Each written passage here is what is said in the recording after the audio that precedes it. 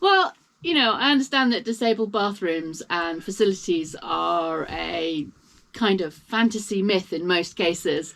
But I think the last one I looked at, it had a sign on the door and that was it. In this video, accessible washing in the Caledonian Canal, timestamps in the description, transit from Bannerby to Fort Augustus, including an most entertaining early example of NIMBYism in Loch, and after the promised toilet talk, a ride down the locks at Fort Augustus.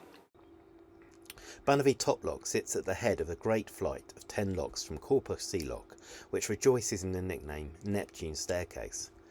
We didn't go down it to the sea basin because without mast there was no point, and there is very little berthing space down there anyway. So after a couple of days at Bannerby, we headed back towards Fort Augustus, the challenge now being to avoid Lisa missing her flight home. The canal reach from Bannerby to Loch Lochy at 10 kilometres is about the longest single piece of constructed waterway in the entire canal. It rapidly leaves behind what little urban settlement there is, passing under Ben Nevis and contouring along the slopes below the rising ground of the long Druimfada Ridge. All the bridges on the canal have been mechanised, save that at Moy, which serves agricultural users and which the lock keepers solemnly wind open with huge cranks each morning before shutting it again at 4 p.m. The Caledonian Canal is wide by the standards of English narrowboat canals, but these curving sections demand close attention in a long keel yacht like Trilleen, whose prop will drive her into a tight starboard circle as soon as look at her without a firm hand on the tiller. I would love more people to learn about what disability sailing can do for them, but this is fundamentally a good news story, and it turns out that good news stories don't spread on the internet without quite a lot of help. So, if you wouldn't mind, I would be incredibly grateful if you could subscribe to the channel if you haven't already done so, leave a comment, or perhaps share the video with one person who you think might like it.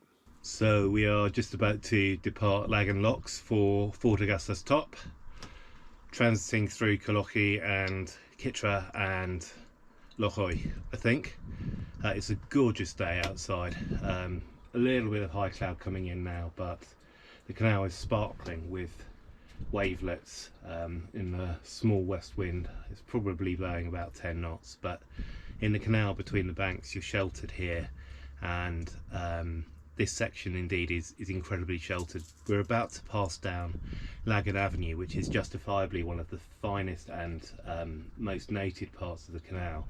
You enter a avenue lined by thousands and thousands of trees. It's almost always completely still in the canal section there that was dug out to connect Loch Oy with Loch Lochy. The avenue is just winding wonder, really. I love it. It's a really notable bit of the canal when you're on passage in a yacht, because whichever way you're going, it's like we're over the top, and it's a sign that's like we're nearly home whichever way you're going. So it's a lovely point. It's a bit weird this time because obviously I don't have a mast, so I'm just sort of wandering around aimlessly like some poor lost soul with Trilleen, but or maybe Trilleen's the lost soul, I don't know. It's lovely. It's a really lovely day, and we've just taken it really slowly this morning, including an exploration of a supposedly accessible bathroom, which was a bit hysterically funny, and about which you're probably going to hear. The canal's not terribly busy yet. I hear that Lee Boat, who are based here, one of the hire companies, are going to put 19 boats out this weekend, so it might start to get really busy, but there are few enough passage yachts. Yesterday we entered a lock with 4 boats coming out, 3 passage yachts and 1 work boat, which was remarkable. It's the first time I've actually seen a lock full of boats that are sort of working or on passage. Entertainingly, one of the yachts was being towed, which I wouldn't particularly want to do through the canal, but you know, I guess if you've got engine trouble, you've got engine trouble, right? Loch Oich was one of the greatest places of peril for the canal, not only because of the engineering challenges, which were very great, requiring the dredging of the loch to canal depth, something that needed a novel dredging craft to be built to achieve it, but rather because of an early and very fine example of NIMBYism. MacDonald of Glengarry, the laird of almost all the canal lands from Loch Oich to Banavie proved a difficult partner for Telford. He behaved much like a 17th century laird, who was entirely unaware that the 19th century had crept upon him, and he was accustomed to absolute power in his lands. He early discovered that the canal commissioners were a new and exciting source of income, selling them large amounts of timber as the canal drew close to Loch Oich. It was there, though, that he managed to hold up construction for an entire year by disputing the valuation which Telford had placed on his lands. Eventually the matter was settled by a jury drawn largely from the west coast, who Telford grumbled were Gaelic speakers who favoured Glengarry and awarded him £3,000 more than he was entitled to. This, however, was not the end of the matter, because Glengarry then initiated a series of disputes and legal actions. He made claims for damages in excess of £20,000 and persistently demanded that the dredge channel be moved as far away from his ancestral castle as possible, and that a bank be built so that he did not have to stare at the ships passing through his domain. So we've been intrigued by the standards in the accessible bathrooms along the Caledonian Canal. Some of them have been non-compliant, but really very good, actually, to be fair. Very functional, very clean, nice and warm, and actually quite practical, even though they don't quite meet the standards. And some of them have included crimes against fashion, in terms of their shower curtains, and others of them have been a bit on the not terribly satisfactory side, and definitely not compliant. And my perspective on this is really shifted, because as a sailor, bluntly, I love sailing so much that I will sit on the floor and have a shower if that's what I need to do. And I know lots of my friends and sort of colleagues in sailing will do that too.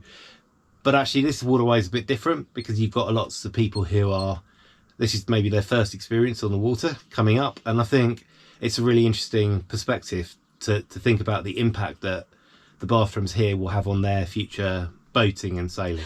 Well, I understand that disabled bathrooms and facilities are a kind of fantasy myth in most cases.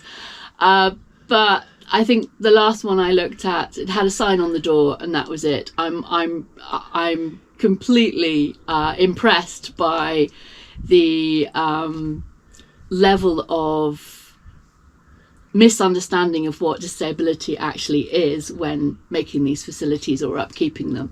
And to me, it just becomes a non-running joke. As so often with accessible toilets, the first challenge is getting access to the toilet. And the Caledonian Canal has particular problems in this respect, because the bank sides are, like many canals, very steep. And so the problem is that the ramps off the pontoons are really steep if short, and those can be a complete blocker to people in chairs, or even with other mobility difficulties getting up and down the ramps. I know that when I'm walking in my splints, I find it incredibly difficult at some points and go down sideways or backwards. Okay, I can get the key, but it's the reach. Can I push the door open? That's the question. Right, hold on. I can't get through the door, one, because I've got to reach above my reach to put the key in. I've got to push a really heavy door. I'm on a slope, and there's I don't remember, but I think there's a little tiny step, and then there's a metal ridge on the entrance of the door. So I'd have to use both hands to push the wheelchair back slightly, and then I'd need a handhold to pull myself through. There aren't any handholds. Sadly, what you're seeing here is very familiar to me.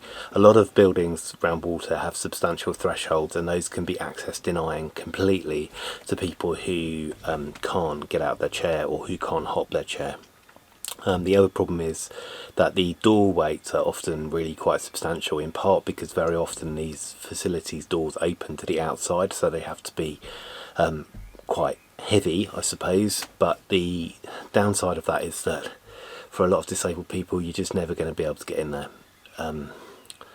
Sadly, one of the things we're seeing here with the combined shower and toilet facility for disabled people, which inherently is good because you don't want people to have to move from the toilet to the shower via the outside, having to go through a full change, get back into chair, back out of a chair. The problem here is that you can't access the sink from the toilet, and a lot of disabled people need to do sterile or near sterile procedures, and it's vital for them to be able to clean their hands properly and the other parts that they're about to work on before they have to do that process. You're currently in a 17.5, 18-inch manual chair. Yeah. It's actually very, very compact chair for It its is. size. What's the turning circle like?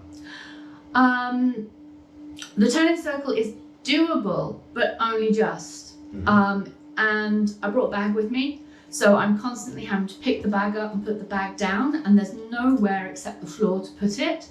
So, and the floor's wet, so when I put the bag in my lap, I've got my lap wet to be able to turn around. I've also already gone over the drain in the centre, and now the metal drain is popped up and on the side.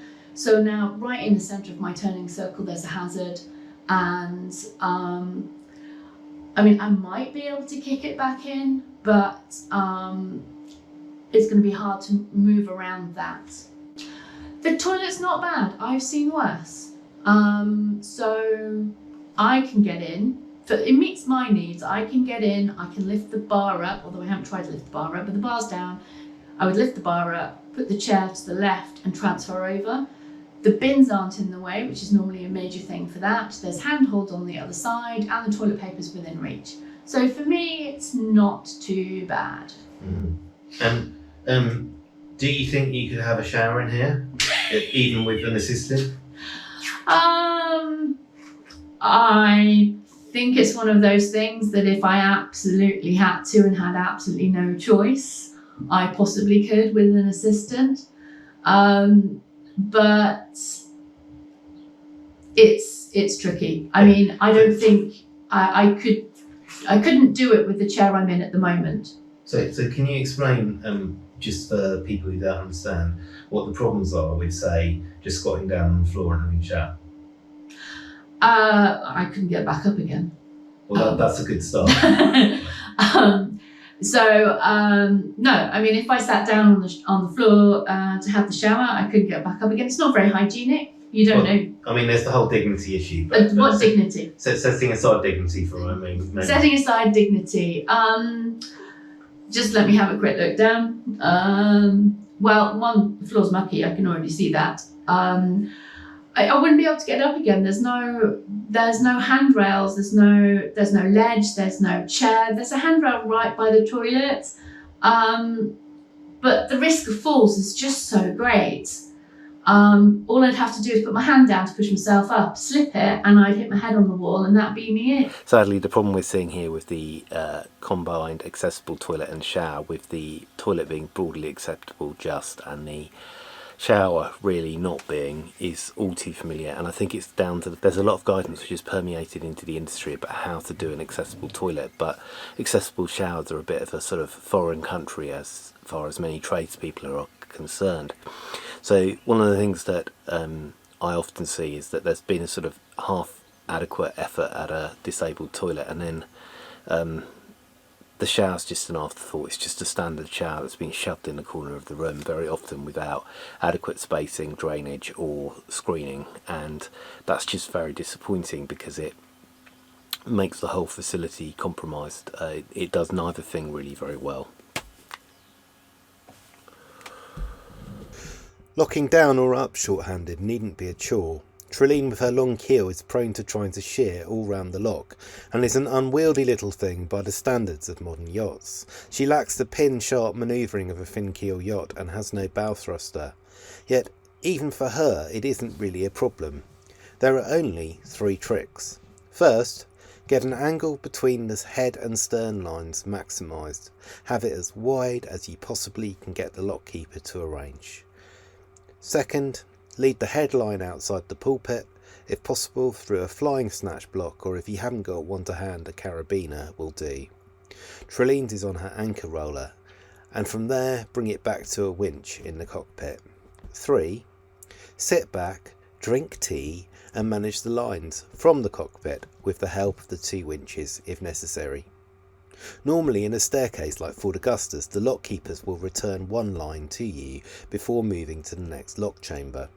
Depending on the wind direction, I will choose either the head or the stern line to come back on board, and then the trick is to help the lock keeper by driving the boat very slowly through to the next chamber before reconnecting all lines. It probably is easier with a fully crewed yacht, but I've only ever done it short-handed and latterly solo, so I wouldn't know.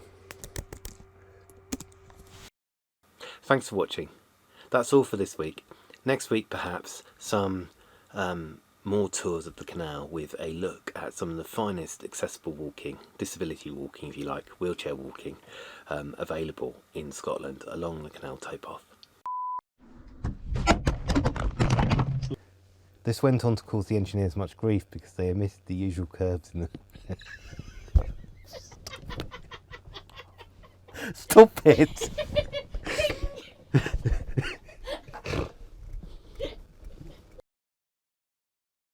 This went on to cause the engineers much grief because they omitted the usual curves in the lock walls, which led to extensive reconstruction being...